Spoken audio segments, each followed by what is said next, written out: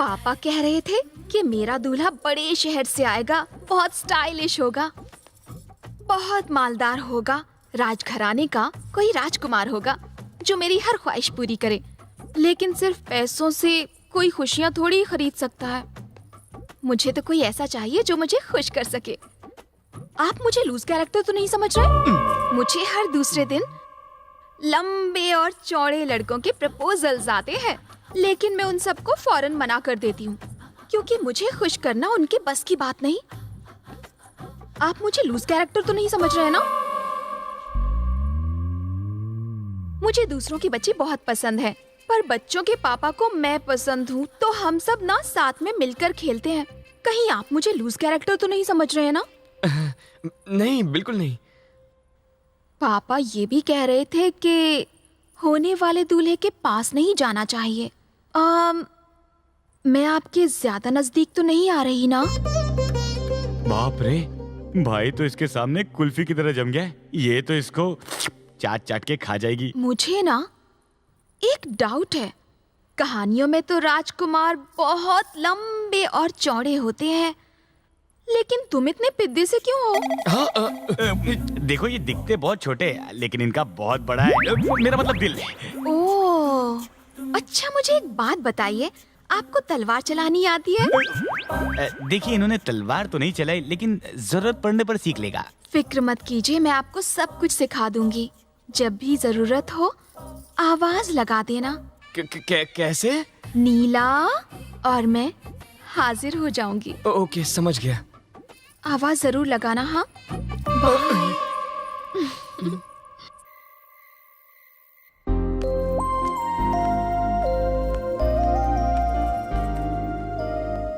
Happy birthday. ये क्या है? तुम्हारा प्रेजेंट हैं? डैडी ने हमारी एंगेजमेंट के लिए खरीदी थी। समझो हमारी आधी शादी हो गई।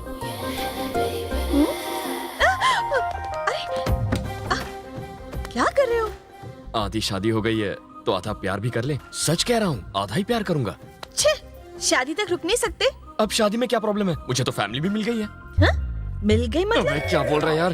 तुम वो सब छोड़ो, हमारी फैमिली ने रिश्ता मंजूर कर लिया है। जब मियाँ बीवी राजी तो क्या करेगा काजी? अरे कौन है भैया? ये कहाँ से आ गया? हैं?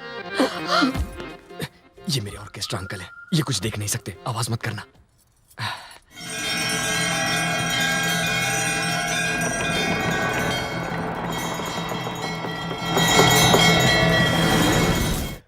वाह वाह वाह, करो करो, पूजा करो। हैं?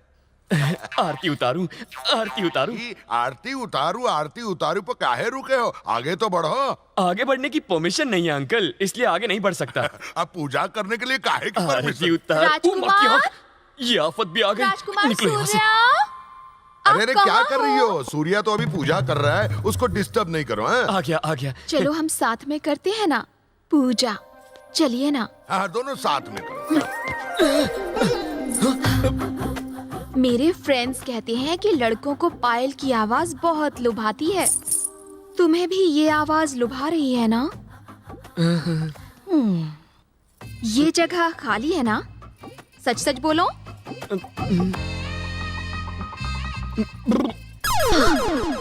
सुनकर बड़ा अच्छा लगा। मेरी जिसके साथ शादी होगी वो जीवन भर बहुत ही मस्त रहेगा, ऐसा मेरे फ्रेंड्स कहते हैं।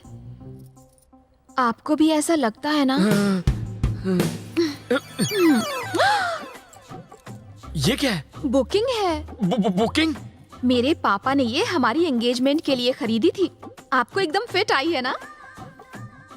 आपके हाथ में बांधने से समझो हमारी आधी शादी हो गई। अब मैं पूरी तरह से कोऑपरेट कर सकती हूँ। करूँ क्या? करवा लो। मैं कुछ नहीं कर सकता, अभी मैं छोटा बच्चा हूँ। ये क्या बच्चों जैसी बातें कर रहे हो? तुम्हें तो शादी के बाद धड़ाधड़ बच्चे पैदा करने हैं। हमें पूरी की पूरी क्रिकेट टीम बनानी है। हाँ, अच्छा, आप कुछ बात क्यों नहीं कर रहे हो? जब भी आपका मन हो नीला आवाज लगा देना, मैं फौरन चली आऊंगी। ठीक है ना जानू? ये तो गले ही पड़ गई। देखो देखो देखो, तुम जैसा सोच रही हो वैसा बिल्कुल नहीं है। क्या नहीं है?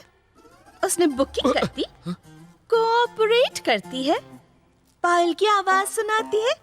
और बाकी क्या रह गया? अरे वो तो पागल है, उसका सिर्फ फिगर अच्छा है, बाकी दिमाग से पूरी पैदल है। पर तुम तो फास्ट हो ना।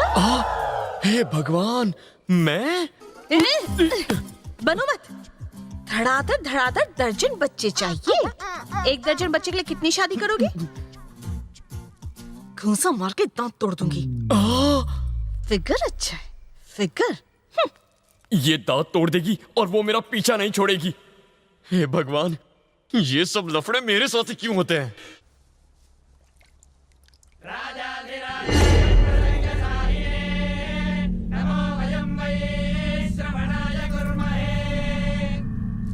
महाराज, संक्रांति आ गया है, युद्ध का आमंत्रण भेजना है कि नहीं? राजकुमार सूर्या,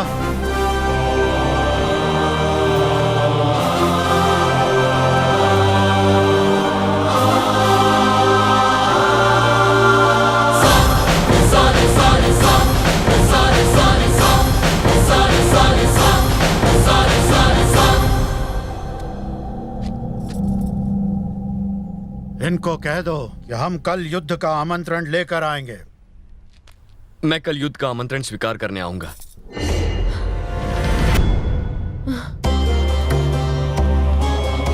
दीर्घायुष्मान भवा।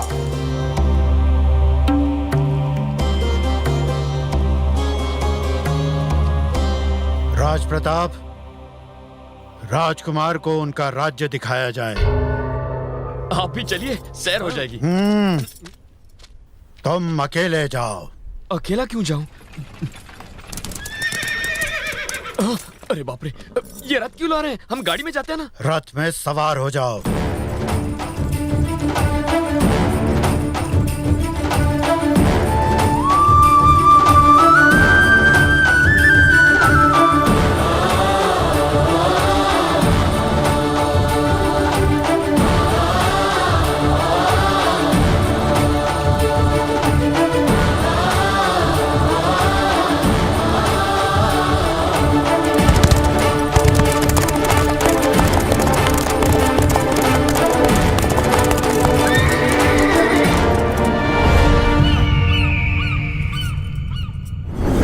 चल आगे, चल आगे बढ़, जाओ।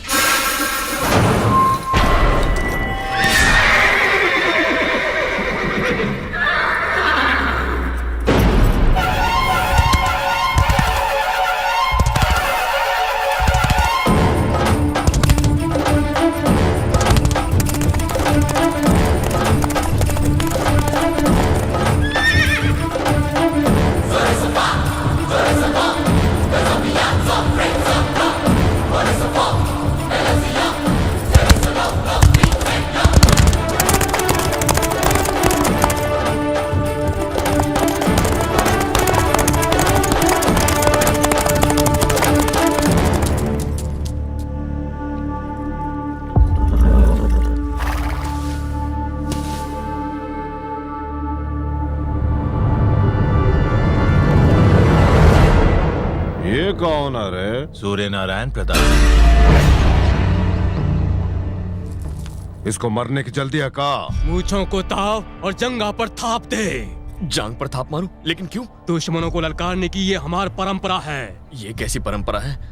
तो हर जंगा की थाप से दुश्मनों के पैर कांप जाने चाहिए, उनकी दिल की धड़कनें बंद हो जानी चाहिए।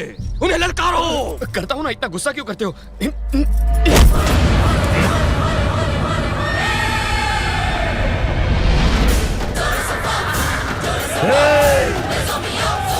रुको रे! कल मंदिर में हमारी मीटिंग है ना, बुझने से पहले लोग बहुत भड़कती है, बुझा देंगे हम।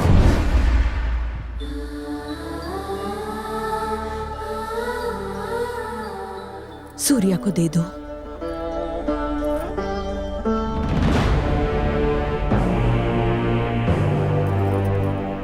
वो लड़का हमारे घर में हमको ललकारता है, उसका कटा सिर चाहिए हमको।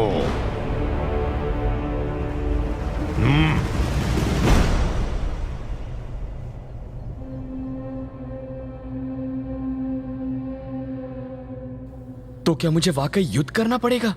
आज ही के दिन के लिए तुम्हें 25 साल तक छुपा कर पाला गया था। सब लोग तुम्हारा इंतजार करते रहे। तुम्हारा परिवार इसी दिन के लिए तुम्हारा इंतजार करता रहा और हमारा दुश्मन भी इसी दिन का इंतजार करता रहा। मेरे पिताजी इस युद्ध में मारे गए। मुझे ना मार दें इसलिए इतने साल तक मुझे लड़कियों के कपड़े पहना के रखा गया। एक औरत के रूप में इतने सालों तक हम इस घर की रक्षा करते रहे तुम्हारे इंतजार में। इस महल के लिए, इस खानदान के लिए तुम्हें लड़ना ही होगा। लेकिन भैया ये सही कह रहे हैं। जो आग इनके दिल में है वही आग मेरे दिल में भी है। उन्होंने मेरे पापा की आंखें निकाल ली। वो अपनी आंखों से भले ही अपने दुश्मन को मरता हुआ ना देख सके, पर उनके मरने की चीखें तो सुन ही सकते हैं। इसी मकसद को पूरा करने के लिए पापा यहाँ आए हैं। मैं और मेरे पापा एक दिन भी चैन की नींद नहीं सो पाए। हम लोगों को चैन की नींद तभी आएगी जब तक के उन दरिंदों की मौत की चीखें नहीं सुन लेते। मेरे पापा की खुशी के लिए उनकी लाशें बिछा दो।